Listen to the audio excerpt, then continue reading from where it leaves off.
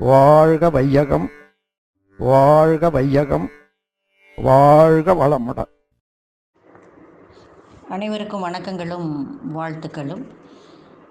அருள்தந்தை அவர்களுடைய உடற்பயிற்சியை பற்றிய ஒரு எளிமையான விளக்கத்தை தான் இன்றைக்கு நாம் பார்க்க இருக்கின்றோம். நமது உடல் பஞ்சபூதத்தால் ஆனது என்பது நம் அனைவருக்கும் தெரிந்த ஒன்று. இதில் ஆகாயம் உடலுக்குள்ளாக இயங்கும் போது அது காந்த சக்தியாக மாறுகின்றது, அதாவது காந்த ஆற்றலாக மாறுகின்றது. அருள் தந்தையோட காந்த இயக்கம் அப்படின்னு சொல்லுவாங்க. அதே போல் உடலுக்குள்ளாக இருக்கின்ற காற்றும் வெப்பமும் உடலுக்கு ஒரு மின்சார இயக்கத்தை கொடுக்கின்றது. நீரும் நிலமுமாக இருக்கின்றவை ரசாயன இயக்கத்தை நமக்கு கொடுக்கின்றது. பொதுவாக இந்த 3 இயக்கமும் சேர்ந்து தான், அதாவது காந்த இயக்கம், ரசாயன இயக்கம் மற்றும் மின்சார இயக்கம் 3 தான் நம்ம உடலை இயக்கி கொண்டிருக்கிறது என்று சொன்னாலும், உடல் நலத்திற்கும் உடல் நல கேட்டிற்கும் ரசாயன இயக்கம் தான் பெரிது காரணமாக இருக்கிறது அப்படின்னு அருள் தந்தை அவங்க சொல்கிறாங்க. அப்போ அதற்கு நாம் உடற்பயிற்சி செய்யும் பொழுது நமக்கு அதனுடைய அடிப்படையாக இருக்கின்ற நோய்த்தன்மை கொஞ்சம் கொஞ்சமாக நீங்கி போகின்றது. ஒரு நோய் வந்துருச்சு அப்படின்னு சொன்னால் நாம் உடனே அதற்கு மருந்து எடுத்துக்கொள்கின்றோம். அப்போ மருந்து எடுத்துக்கொள்ளும் போது அருள் தந்தை அவர்களது மறு உந்து மருந்து அப்படிம்பாங்க. மீண்டும் இந்த உயிருக்கு ஒரு உந்து சக்தியை கொடுக்கக்கூடியவை தான் மருந்து என்று சொல்லப்படுவது. அவை எல்லாம் எப்படி இருக்குது அப்படின்னு பார்த்தா ரசாயனங்களாகவே தான் இருக்கின்றது அப்படிங்கிறாங்க.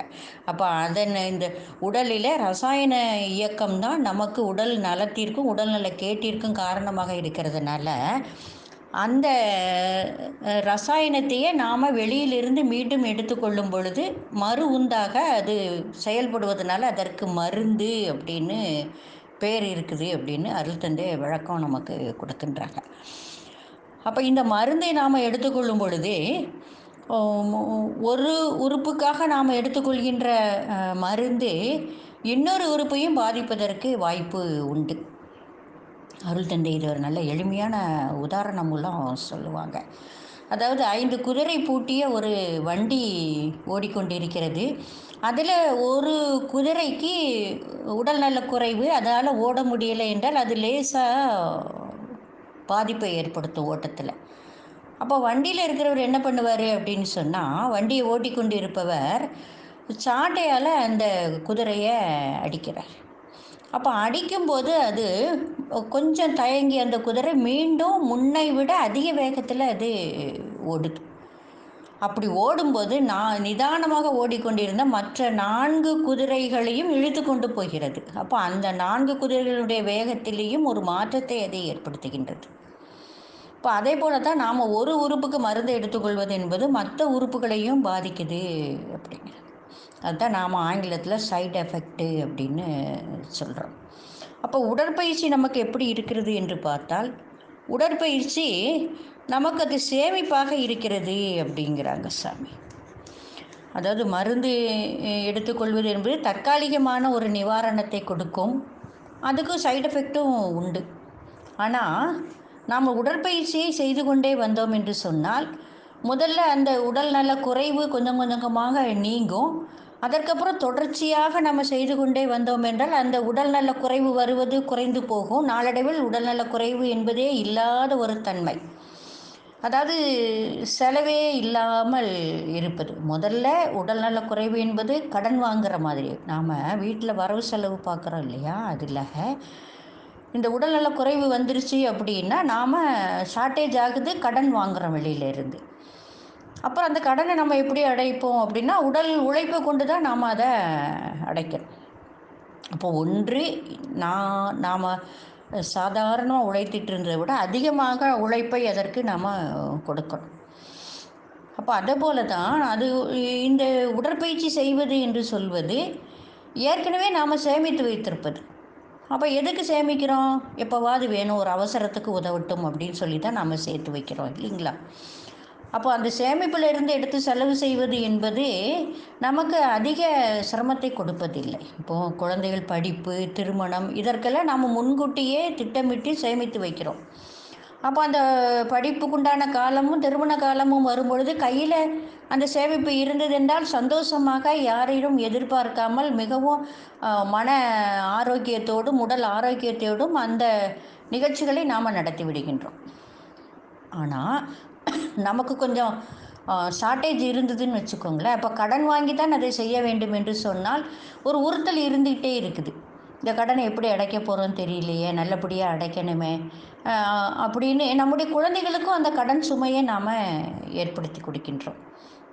இந்த குழந்தை படித்து வேலைக்கு போகும் முன்னக்கூட்டியே அதற்கு கடன் சுமை இருக்குது. அதே போல் திருமணமாகி போகக்கூடிய அந்த குழந்தைகளுக்கு, திருமணம் செய்த குழந்தைகளுக்கும் அந்த கடன் சுமை என்பது இருக்கிறது.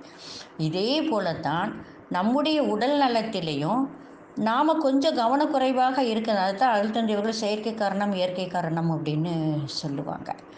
அப்போ அதனால் ஏதோ ஒரு காரணத்தினால நமக்கு உடல்நலக் குறைவு வந்துவிட்டது என்றால் அதை தற்காலிகமாக மருந்து உண்ணல். 3 விஷயம் சாமி சொல்கிறாங்க. ஒன்று மருந்து உண்ணல், இரண்டாவதாக 5 அளவு முறை காத்தல், மூன்றாவதாக உடற்பயிற்சி செய்வது. இதில் மருந்து உண்ணல் தற்காலிக அந்த நேரத்தில் நமக்கு ஒரு நிவாரணத்தை ஒரு துரித நிவாரணம்னு சொல்லுவாங்க. துரித நிவாரணமாக அது நமக்கு உபயோகமாக இருக்கிறது. அதுவும் தேவையான ஒன்று தான். அதற்கப்புறம் அந்த மருந்துக்கு துணை செய்வது போல நோயிலிருந்து மீண்டு வருவதற்கு 5 அளவு முறை என்பது வேண்டும். ஆனால் இனி வராமல் இருப்பதற்கு உடற்பயிற்சி அவசியம். ஆங்கிலத்தில் சொல்லுவாங்க இல்லையா, prevention is better then cure அப்படின்னு. அப்போது அந்த க்யூரிட்டி மெத்தடு நமக்கு எது என்று சொன்னால் மருந்து எடுத்துக்கொள்வதும் 5 அளவு முறை காப்பதும் என்றால், ப்ரிவென்ஷன் என்று சொல்லப்படுவது தான் உடற்பயிற்சி செய்வதாகும். அப்போ உடற்பயிற்சி செய்து செய்து நாம் வந்து கொண்டே இருக்க அந்த உடல் துன்பம் எல்லாம் நீங்கி போய் உடல் உறுப்புகள் எல்லாம் அணு அடுக்குகள் எல்லாம் பழைய மாதிரி தன்னை சீரமைத்து கொள்ளும். மீண்டும் நாம் உடற்பயிற்சி தொடர்ச்சியாக செய்தோம் என்றால் உடல் நலமானது நமக்கு சேமிக்கப்படுகின்றது. அப்போ எப்போவாவது ஒருக்கு அந்த உடல் அதிகமான உழைப்பு தேவைப்பட்டாலோ இல்லை மனது எதையாவது சஞ்சலப்பட்டாலோ இந்த சேமிப்பில் இருந்து அதை எடுத்துக்கொள்ளும். நமக்கு அதனால் எந்த பாதிப்பும் வராது. அதனால தான் அருள் தந்தை அவர்கள் இந்த உடற்பயிற்சியை சேமிப்பு அப்படின்னு சொல்கிறாங்க. பணத்தை சேமிக்கிறதுக்கு எவ்வளவோ வகைகளை நாம் திட்டமிடுகின்றோம். ஆனால் உடல் ஆரோக்கியத்தையும் நாம் சேமிக்க வேண்டும். அந்த வகையில் அருள் தந்தை நமக்கு கொடுத்த மிகப்பெரிய சேமிப்பு எது என்றால் எளிய முறை உடற்பயிற்சி தான். அந்த உடற்பயிற்சியை செய்து உடல் நலத்தையும் மன வளத்தையும் உயிர் வளத்தையும் நாம் சேமிப்போம் என்று கூறி நிறைவு செய்து கொள்கின்றோம். வாழ்க வையகம், வாழ்க வையகம், வாழ்க வளமுடன். வாழ்க வளமுடன். ஸ்கை வேதாத்திரியம் அமுதம் சேனலுக்கு இதுவரைக்கும் சப்ஸ்கிரைப் பண்ணின அனைத்து அன்பர்களுக்கும் மிக்க நன்றி. வாழ்க வளமுடன். அனைவரும் வேதாத்திரிய தத்துவங்களை உலகறிய செய்வோம். இந்த சேனலை உங்கள் நண்பர்கள் அனைவருக்கும் ஷேர் செய்து பயன்பெறுங்கள். நன்றி. வாழ்க வளமுடன்.